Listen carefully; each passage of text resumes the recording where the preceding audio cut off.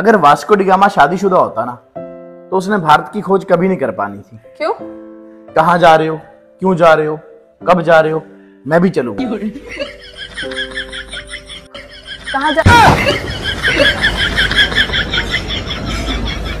पूछना ये था, अगर किसी के साथ चटपटी बातें करें तो मसाला कौन सी कंपनी का सही रहेगा? थोड़ा ज्यादा तीखा होना चाहिए। कल पार्क में घूमने गई, एक भाई साहब उदास होके बैठे। मैंने पूछ लिया, भाई साहब क्या बात है? कह रहा कि बताने लायक कोई बात ही नहीं है। मैंने कहा फिर भी बता दो, मैं कुछ हेल्प कर दूं। तो कह रहा है कि किसी की बीबी घुमाने लेके गया था। मैंने कहा फिर? कह रहा है कि अब उसने देख लिया। मैं कोई बात नहीं। बोला उसने देख लिया, मेरी बीबी ने देख लिया, अब घर कैसे जाऊं मैं? रॉन्ग नंबर लगने पर उस लड़के की आवाज सेव करके और सोशल मीडिया पर ढूंढने वाले लड़कों को भी कोई वैज्ञानिक से कम नहीं होते। मिल जाए तो जावा, ना मिले तो जाया।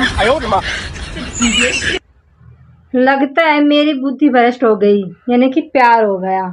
ना तो खाना खाने के बाद भूख लगती है, ना पानी पीने के बाद प्यास लगती है, और तो और सोने के बाद नींद भी नहीं आती।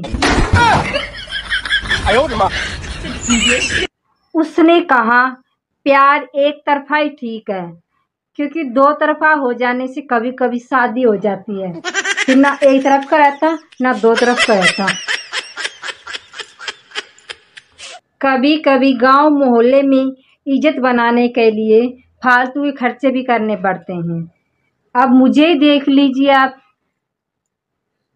इंग्लिश का न्यूज़पेपर मंगाती हूँ और पढ़ना मुझे हिंदी का आता है। आपके साथ भी ऐसा ही होता है। एक आदमी बैठे बैठे काफी देर से रोने लग रहा। मैंने पूछा क्या हुआ भाई साहब? मैंने कहा कुछ मर कोई गुजर गजर गया होगा तो पूछ लेती हूँ। मैं गई तो मैंने कहा भाई साहब क्या हुआ? तो उसे रोते रोते हुए कहा कि वो मेरी क्लासमेट थी और मैं उसका सारा होमवर्क करता था। मैंने कहा इसमें रोने की क्या बात है? कह रहा है कि अब मेरी उससे शादी हो गई, अब भी मेरे से होमवर्क करवाती है। भाई बंदे को अब तो इंसाफ मिलेगा नहीं, क्योंकि उसकी बुद्धि भ्रष्ट हो गई थी, और बुद्धि जब भ्रष्ट हो जाती है ना तो उसका कोई इलाज नहीं है। सीधी सी बात है। मैं तो इस मामले दूर रहूंगी। जाओ भैया, तुम ही देखती हैं ये मेरी आंखें, समझो न मेरा तुम इशारा। इसमें कवि कहना चाहता है कि एक पति की सैलरी आई है और उसके हाथ में नोट है, तो पत्नी कहती है कि तुम मेरा इशारा समझो, मुझे शॉपिंग पे जाना है। एक राजस्थानी भाई साहब ने जाके चाइना में चाय की दुकान खोल ली।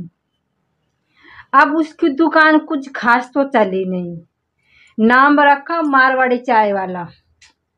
चाइना वालों को क्या पता क्या मारवाड़ी होता है।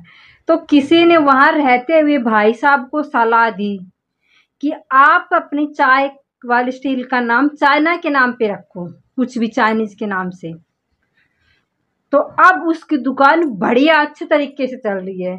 उसने अपनी दुकान का नाम रखा है ताती ताती चा फू फू फू करके पी।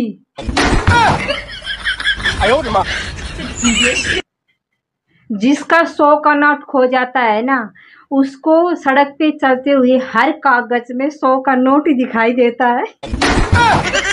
आपके साथ भी ऐसा हुआ है ना कभी कभी?